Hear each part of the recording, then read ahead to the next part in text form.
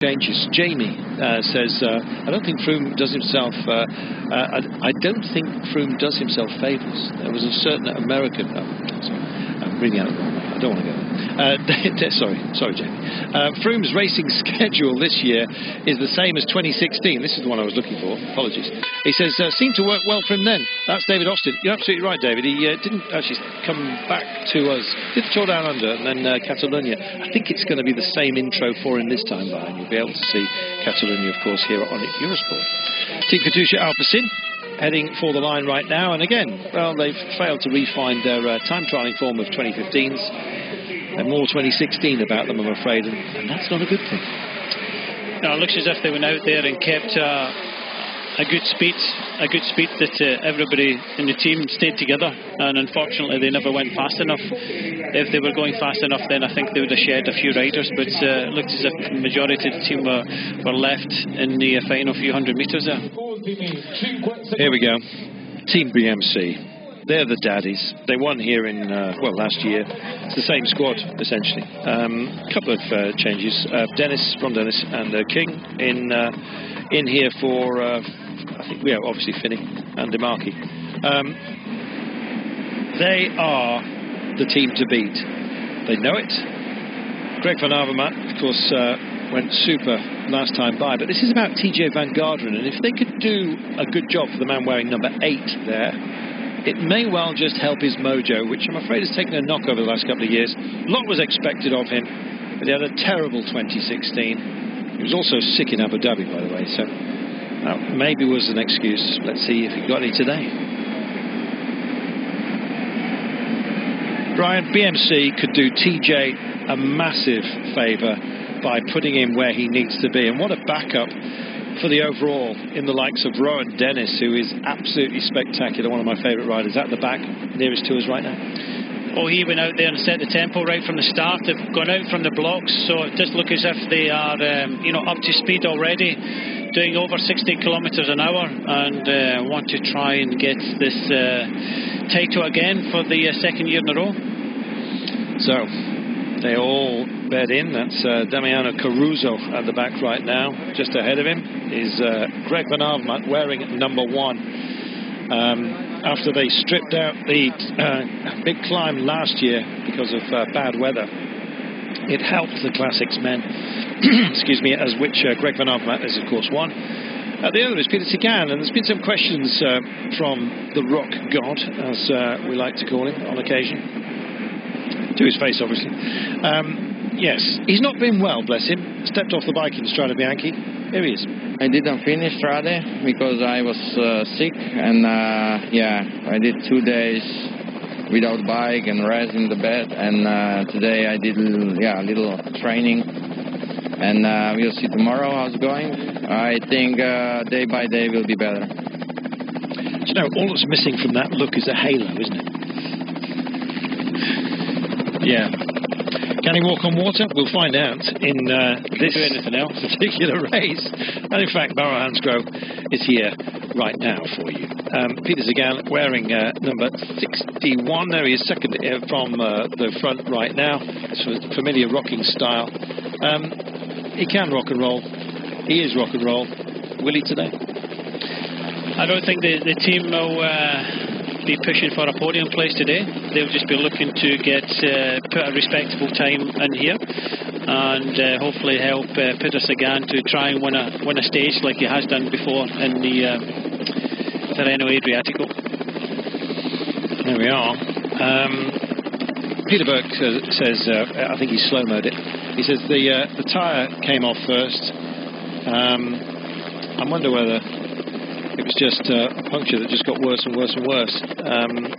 We'll wait. There'll be a report on it. Underneath the Flamme Rouge then, for these boys, Peter Sagan just coming to the back, take a respite.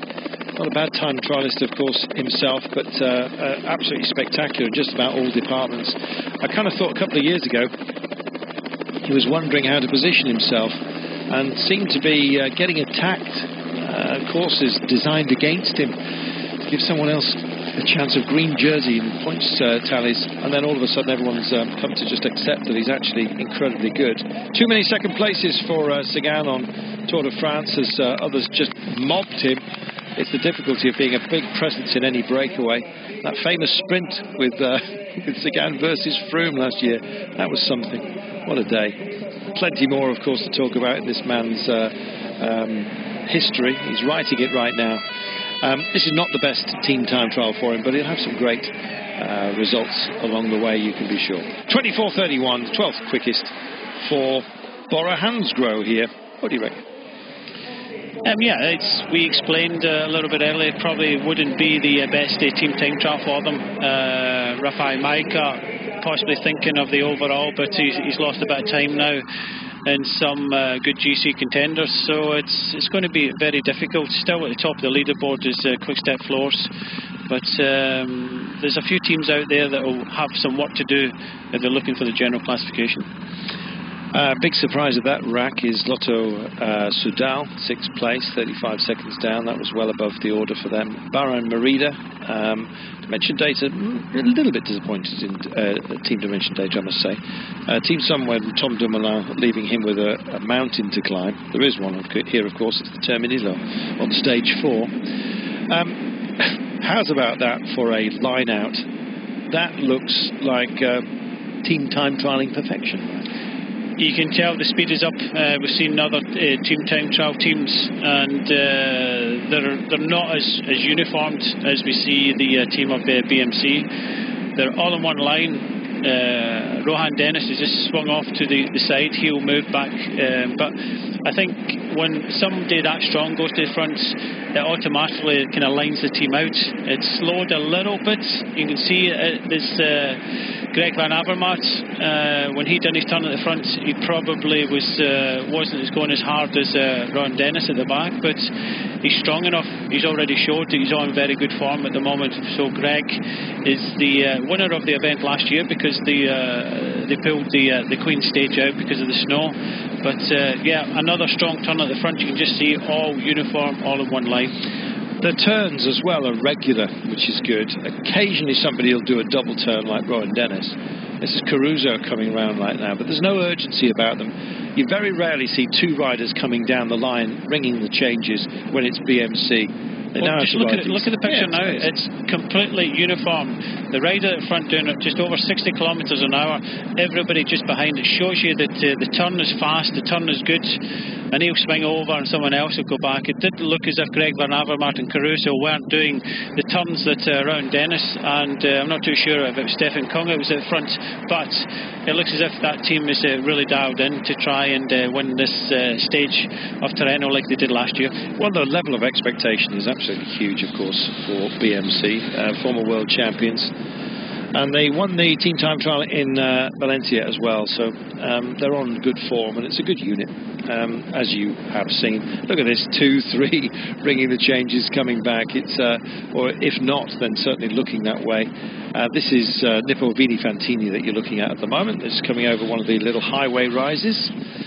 Just about. I wonder if they're going to give a KOM point on that. I don't think they are today. It has been known. Cameramen laying in the road as well. Something to be avoided. This is not going to be the best team, but as they've got the word Italia written across their backsides, I think we're going to see rather more of this team than perhaps their time will deserve. But good to see them here, and it's good to have some local representation, because it's a bit thin on the ground in Italy, World Tour level, isn't it? Yes, it's disappointing when you think, you know, I was pro in the 90s, and this was a mecca for cycling. So many good teams, good riders, and unfortunately, maybe the economy, but the bubble seems to be a burst. And you know, when was the last time we saw Italy without a registered World Tour team? Yes, indeed. Live with the Emirates team. You're live here on the Tirreno Adriatico, and you will be throughout the race, don't forget. An abundance of riches with, of course, Sean Kelly and Rob Hatch on the Paris-Nice. Myself and Brian Smith here with you for the Tirreno Adriatico. And nice to see some sharp shadows, Brian. We've got some lovely weather. Yeah, look at the comparison last year in 2016. BMC won this event in 23 minutes and 55 seconds. So the weather conditions, from memory, were a little bit colder, a bit windier. so almost perfect conditions this year, and that's why the teams are riding an average of over 57 kilometres an hour over these 22.7 kilometres. 10k marker for the UAE. The UEA is the University of East Anglia. Used to do a few gigs there. But yes, this is the United Arab Emirates, of course, quite a long way from Norfolk, although the same flatlands that we're dealing with today.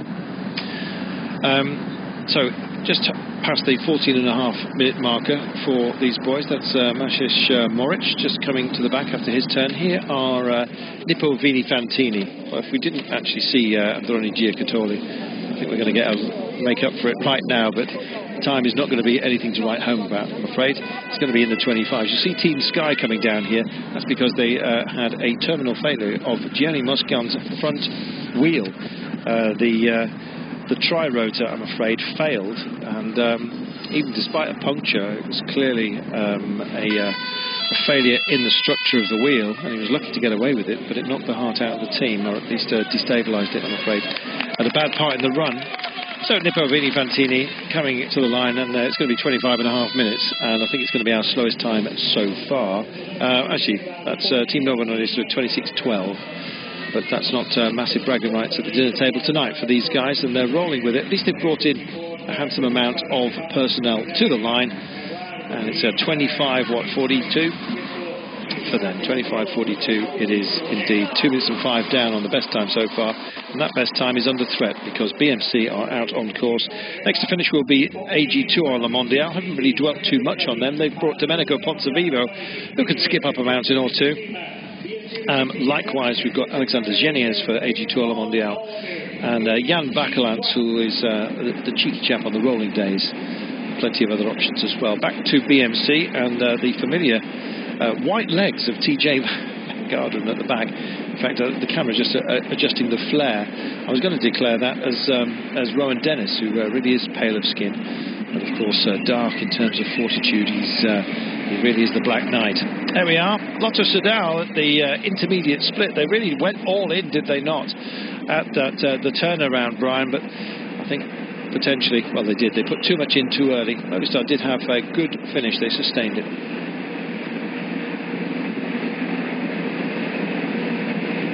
Playing a negative split. BMC 10 seconds in arrears of Lotto Soudal's time at the turn. So they're going to turn it on after this sequence of 90-degree left-handers, and then they'll bring it home. It's about how you roll in your power, Brian. Yeah, it looks as if Lotto Soudal went out hard and came back less so hard, and you know, they paid for their high speed on the way out. They did. Good speed, good time though for them. Just without the lead today. Greg Van Avermaet. It's important is the preparation to the classics. I think classic rider comes here to do a good build-up, to be ready for a big classic like San Remo and Flanders. So yeah, hopefully I can win a stage again like the other 2 years, and then hopefully with a good condition preparing to the classics, and then I will be happy with my Tirreno. For sure I'm not going to win now this year, but it was a nice experience, and I love the trophy, and I'm happy I'm on the list of winners. He is on the list of winners, and some great winners. A great trophy here as well, the Trident, Neptune's Trident, the special boat service here, the one they built the massive Panerai watches for all those years ago. Still popular, although it's a bit like wearing Big Ben on your wrist. But anyway, they go and steal the Trident from Neptune. He lends it to us. It's one of the best trophies out there, I think. Like it. Pippo Gamma. Just dwelling on him, and there's his live data. Meanwhile, they push on, getting close to the end. BMC, I'm expecting them to blow this home run apart, and maybe within sight on this straight highway of this Emirates team. Yes, BMC are still one of the favourites, but it's still going to be very difficult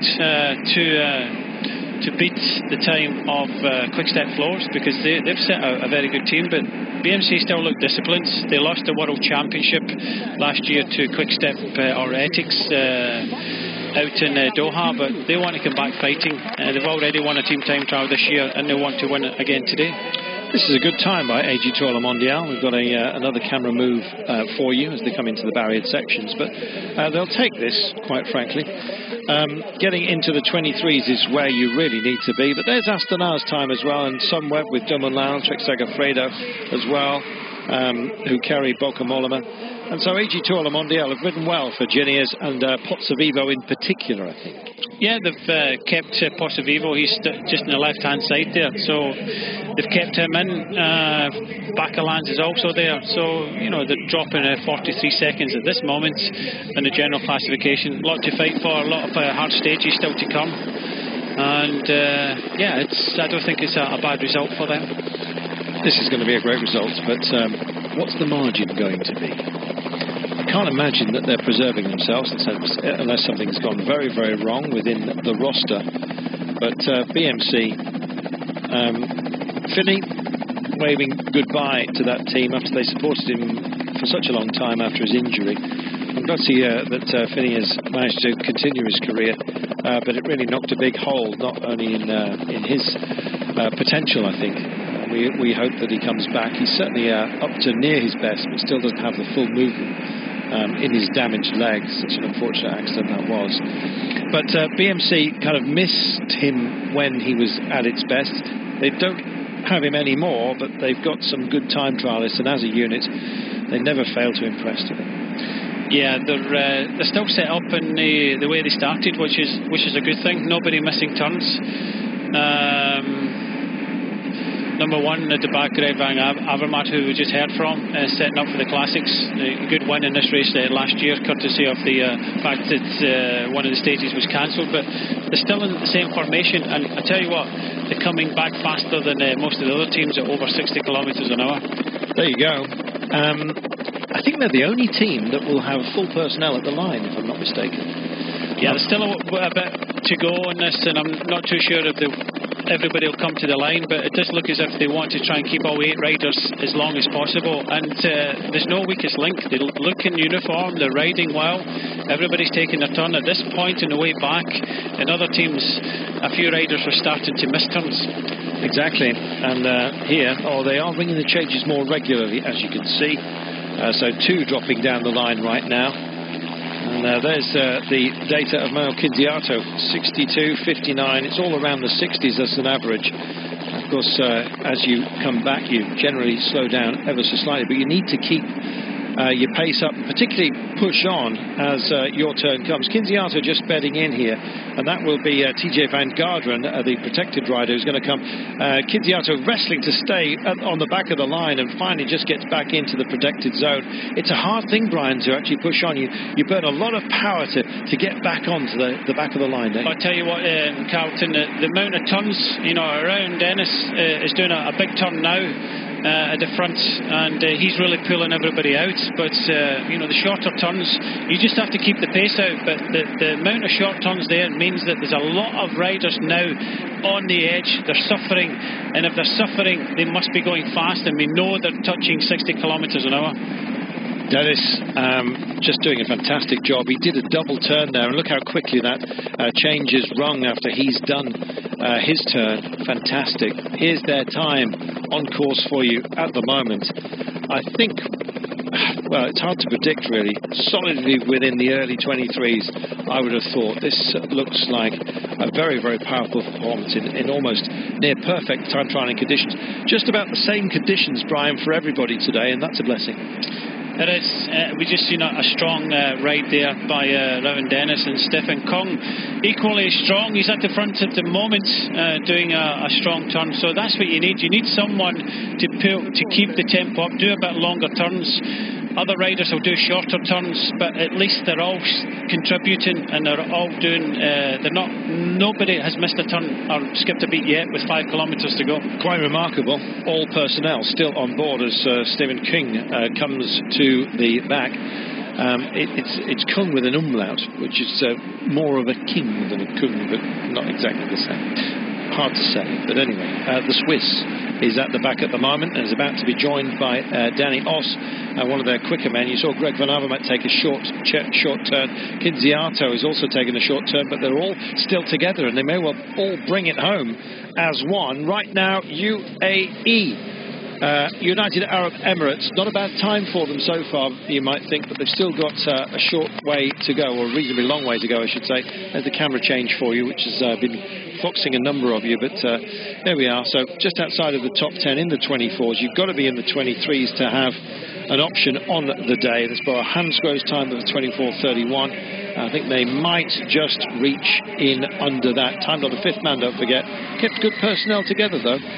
Take a credit from that, but 32 seconds down is their deficit, and that's what Rui Costa's got to find when they go to the mountains at the dead centre of this race. 7 stages, we'll remind you, live each day here on Eurosport.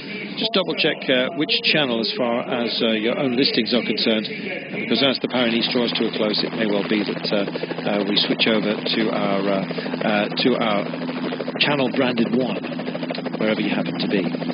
Meanwhile, back out there, you can see the beaches. Oh, look, there's a public access point. How nice. Then look for another one. It'll take a long, long time. Yeah, it's one of the bad things, I think, about the Italian seaside, is that a lot of it has actually been bagsied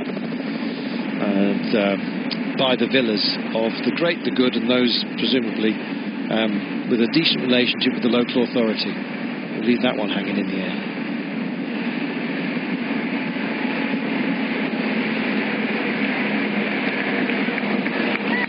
Looking at live data, nice to see so much of this on display. It'll become ever more important as we come to the climbs, of course. It's interesting on a time trialling day, not so on a rolling sort of day, because if you're hiding within the peloton, generally your data tends to be look unimpressive, and it depends where you are. In fact, even if you're going back for water bottles, but you can read a lot into it when it comes to time trialling, and likewise up the mountains. Come on, let's do a circulation. I think that's Kinziato just saying I'm away, just waving the arm in a big circle. So not quite up to their full capacity. Kinziato, though, good on him for helping out within this drive, but some real time trialists here, and Rowan Dennis is going so strong there. I wouldn't be surprised if he wins the final individual time trial at the end of this race. Yeah, he does look so strong, so does Stefan Kung, and the thing there was communication. You have to communicate, because as soon as he waved there, he knew. They've got hand signals in a team time trial to give information, because it's very difficult to talk. You've got the radio communication just in your ear. When you're riding 60 kilometres an hour, you have to let everybody know. I just also noticed that Greg Van Avermaet missed one turn, so with about 3 kilometres to go, riders are starting to miss. Greg Van Avermaet, number 1 at the back, is starting to suffer a little bit, but round the chicane, 1 kilometre to go, they're still up to speed, and this, I think now, is going to be the fastest time. Yep, I think you're absolutely right, and by some degree. Let's have a look. Well, they were only 5th quickest at the turn. The intermediate time, best time set by Lotte Soudal, and that stood. But it shows you running a negative split. That's keeping something back in the tank to impose a little bit later on. When you cross the line, you should be empty, but it's where you use your resources. Stefan Kung coming to the line. In the hot seat are Quick Step. They can see themselves on the screen at the moment. Ilio Kaiser at the back, just holding his chin. Bless him. He's been busy, actually, in the damp of the Napoleon Cup races. Samin and West-Vlaanderen. Been good to see him in his usual feisty mood. He and Cummings may well find themselves as part of a good breakaway later on in this race. And here we are in the early 23s for BMC. Of course, there's Quick Step Floors. Still some camera changes to be made here. The Quick Step Floors time is more than under threat here, but let's have a look. They're pushing on for it, starting to spread wide, and this is a bid for the leader's jersey that you're seeing right now. First across the line, but the time will stop on the fifth man over, and they take it. Clock stops at 23:20, 17 seconds to the good. Very, very good racing. Great time trialling from a great time trialling team. 35 seconds quicker than they went last year when they won the team time trial here, and that was very impressive. Very, very impressive. Great team. And they are our leaders. So, called up to the fore. That was a big handshake offered up there to Rowan Dennis. They know how much he put into that. Caruso saying thank you very much.